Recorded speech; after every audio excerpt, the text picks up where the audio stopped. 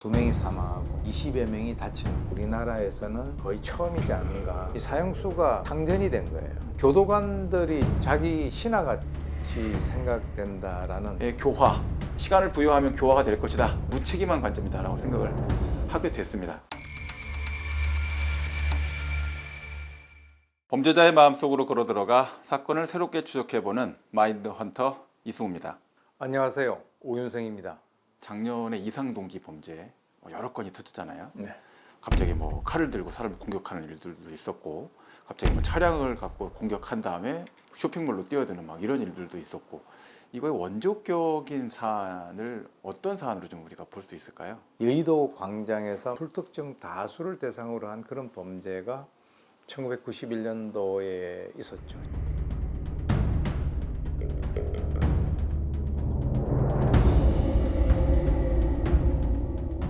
(1991년 10월) 그 가을에 여의도 광장에서 많은 사람들이 주말을 즐기는 그 가운데 차량을 이용해서 약 한 100km의 속도로 질주함으로써 2명이 사망하고 20여 명이 다치는 그런 그 불행한 사건이었었는데, 불특정 다수를 대상으로 해서 이런 형태의 범죄가 발생된 것은 어떻게 보면 우리나라에서는 거의 처음이지 않은가.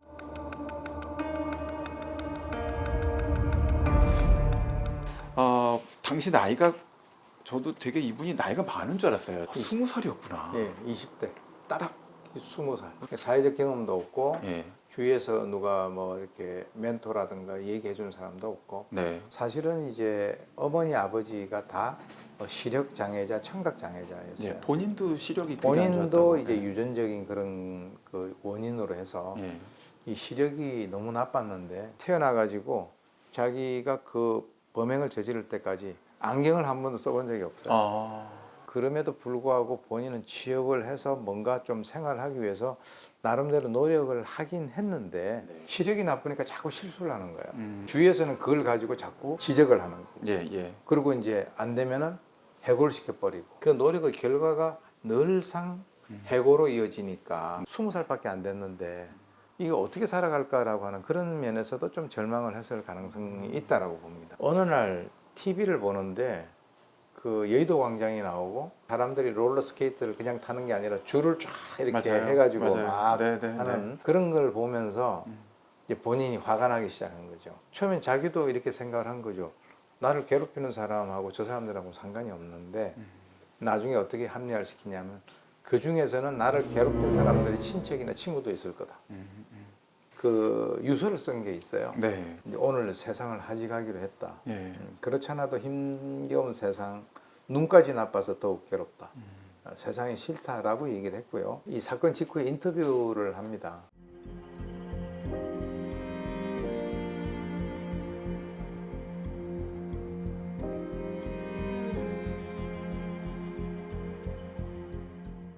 이게 뭐 무차별 범죄, 뭐 무동기 범죄, 뭐 이런 것들과 연관해서 피해자들하고 전혀 어떤 선행적인 인간관계가 없고 원한이라든가 이런 게 없는데, 그런 무고한 사람들을 대상으로 이렇게 범죄를 저지를 수 있을까라고 하는 그런 측면에서는 상당히 어떤 충격적이었었고요. 네. 김용재 씨의 원인과 작년에 있었던 일들, 또 그 사이에 있었던 여러 가지 일들 보면 똑같다 이렇게 생각이 드는 게 아니라 다 좀 천차만별의 좀 서사들이. 결들이 조금 다르죠. 동기가 있어요. 예. 동기가 있는데 범행 동기하고 범행 결과 사이에 있어서의 그 논리적 연관성이 상당히 떨어진다. 근데 일반 범죄하고 이상동기 범죄의 차이점은, 일반 범죄는 나에게 그 스트레스를 줬던 그 대상에 대한 공격이죠. 예.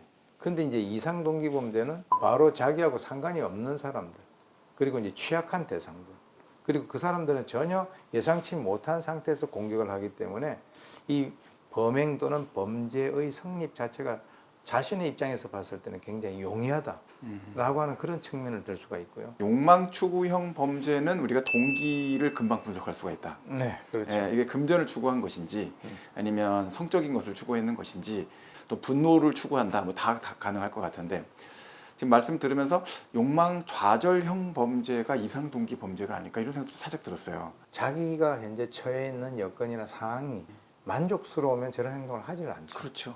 김용재 사건 같은 경우도 현재 자기가 몸을 담고 있는 이 사회, 또 환경, 여건이 불만스러운 거죠. 네. 만약에 이게 뭐 행복하다라고 한다면 음. 또 스스로 자기가 자족을 하고 한다면 뭐 그런 범죄를 일으키려는 생각 자체가 발생이 되지 않겠죠. 자기 책임을 외부화한다.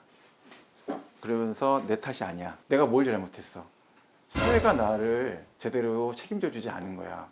라고 원망할 수 있는 그런 단서를 또 제공하는 문제가 있다라는 생각이 들어서 앞으로 이게 증가하면 어떡하나 이런 생각이 좀 많이 들었고 사실 이 이상동기 범죄 같은 경우는 자기 몸을 던지겠다라고 생각을 하고 마음을 먹고 하게 되면 그것에 대한 예방이라는 것이 정말 취약할 수밖에 없거든요. 지금 외국 같은 경우는요, 지하철 같은 거 탈 때 가방 검사를 합니다. 예. 그러니까 이제 그런 거를 가지고 탈 수가 없는 네, 거죠. 검색대 다 통과시키죠. 검색대 통과시킵니다. 예. 그런데 이제 우리나라 아마 검색대 통과시키면 특히 서울 같은 경우는 난리가 날 걸요. 저 처음 변호사 됐을 때는 법원하고 검찰청에 검색대가 없었습니다. 요즘에 있죠. 예, 요새 법원은 이제 의무적 설치를 해서 네. 가방 검사하고 그다음에 금속 탐지가 가능한 그런 게이트를 통과하게끔 하는 형태로 예. 변형을 시켰거든요. 모든 것을 다 개별적인 사람들의 선한 의지에만 맡겨놓을 수 있을까? 불가능하죠. 예, 그런 측면이 있어서 중요한 밀집 지역, 특히 타겟이 될 만한 지역들 이런 곳들에 대해서는 좀 그런 형태가 있으면 좋겠다 또 생각이 들고 자 이제 좀 본래 내용으로 좀 돌아가세요. 네. 뭐 여러 가지 이제 정상관계 주장을 하긴 했을 텐데 결국은 이제 사형 선고가 됐고 이분이 이제 결국 사형 집행을 받게 되는 마지막 사형수다. 네.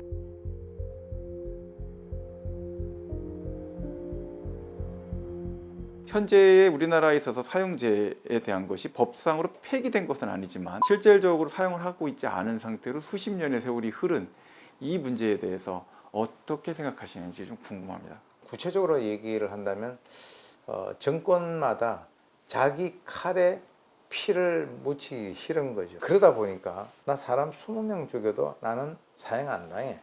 그렇게 생각할 수 있겠네요. 유영철이 같은 경우, 뭐 강호순이 같은 경우, 그 엄청난 연쇄살인범들 예. 이런 사람들이 지금 계속 우리들의 그 세금을 갖다가 지금 그 소비하면서 안에 있는 거잖아요. 예.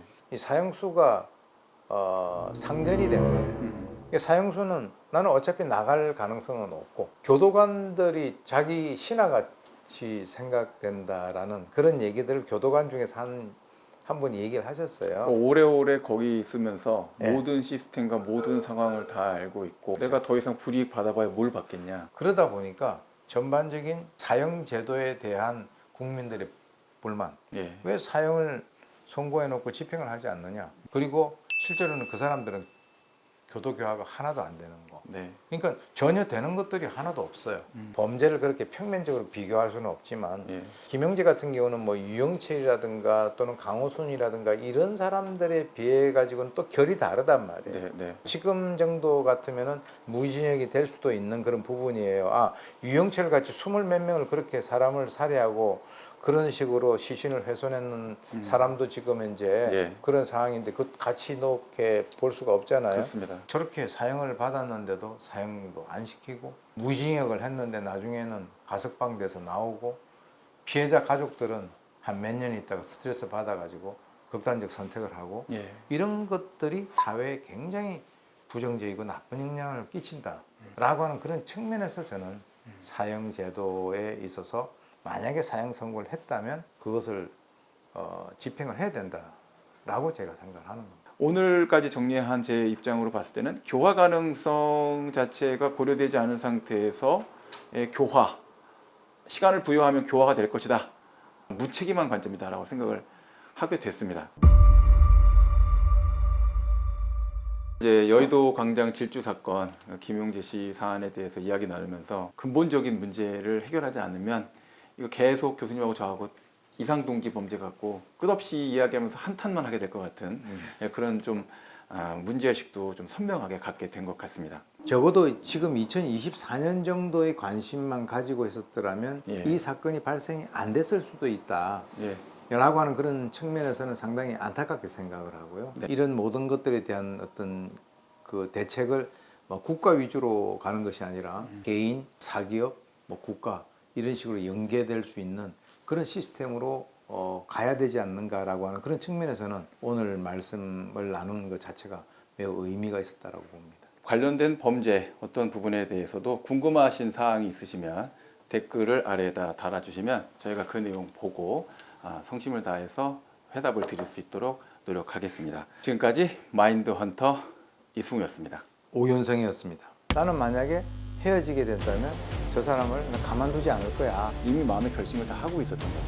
자기 여자친구를 살해하고 그 어머니에게는 이제 중상을 입힌 그런 이제 사건인데요. 어머니 앞에서 딸을 살해했다라고 하는 그 사실에 대해서 상당히 사회적인 충격을 준 사건이고